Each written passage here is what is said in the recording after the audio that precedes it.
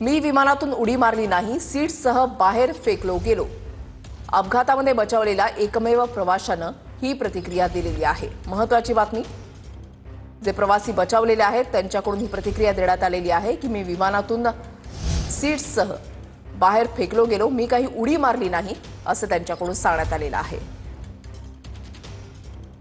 अपघातामध्ये जे एकमेव प्रवासी बचावले गेले त्यांच्याकडून पंतप्रधान मोदींना माहिती देण्यात आली। त्यांची विचारपूस पंतप्रधान मोदी यांनी या ठिकाणी केलेली आहे। रुग्णालयामध्ये जात सर्व जखमींची विचारपूस मोदींकडून करण्यात आली आणि त्यावेळेला मोदींनी हा जो एकमेव प्रवासी बचावला त्यांच्यासोबत संवाद साधला आणि या संवादाच्या दरम्यान त्यांनी माहिती दिली की मी काही उडी मारली नाही, तर मी सीट्ससह या विमानातून बाहेर फेकलो गेलो।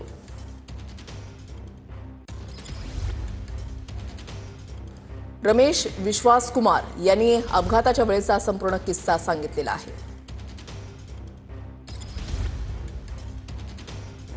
रमेश विश्वास कुमार हे एकमेव असे प्रवासी जे या संपूर्ण दुर्घटनेमध्ये, या भीषण दुर्घटनेमधून बचावले।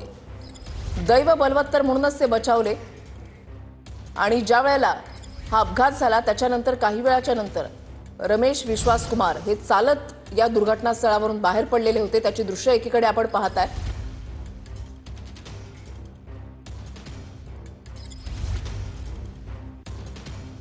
आणि त्याच्यानंतर आता त्यांच्यावर रुग्णालयामध्ये उपचार सुरू आहेत। त्यांना मार भरपूर लागलेला आहे। भीषण अपघात होता हा।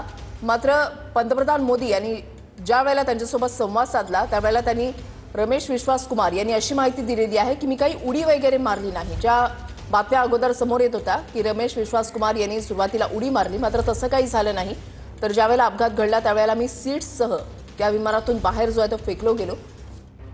खरं तर हा चमत्कारच म्हणावा लागेल। चमत्कारितरित्याच रमेश विश्वास कुमार जे आहे ते या भीषण दुर्घटनेमधून बचावले। मोदींनी सर्व प्रकार जो आहे तो त्यांच्याकडून जाणून घेतला की त्यावेळेला नेमकं काय घडलं, कारण रमेश विश्वास कुमार हे एकमेव असे प्रवासी आहेत जे या भीषण दुर्घटनेतून बचावलेले आहेत।